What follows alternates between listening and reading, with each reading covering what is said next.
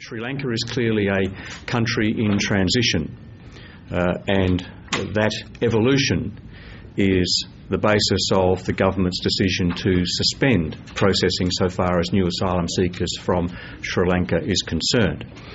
The fact that we have an evolving situation in Sri Lanka was reinforced and underlined yesterday by the United Nations High Commissioner for Refugee representative in Australia, who made the point that the UNHCR is also reviewing its country circumstances so far as Sri Lanka is concerned.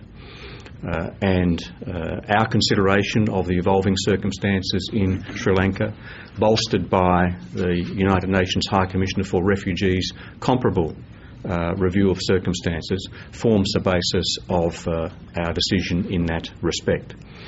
The suspension so far as Sri Lanka is concerned is for 3 months because we hope that country circumstances would have clarified over that period. And that explains or underlines the review timetable so far as the Sri Lankan suspension is concerned. So far as Afghanistan is concerned, circumstances and conditions, particularly for minority groups, including and in particular Afghan Hazaras, is also changing.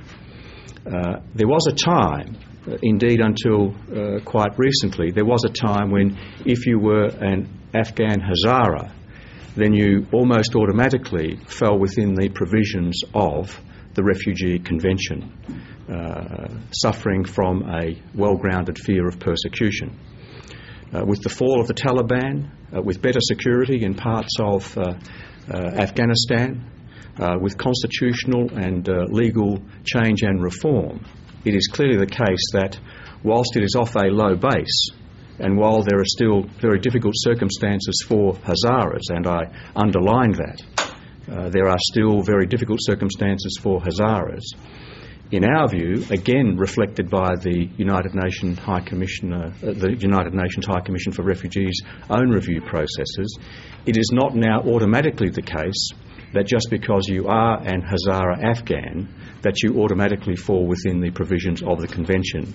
That now requires much more detailed country and individual circumstances consideration.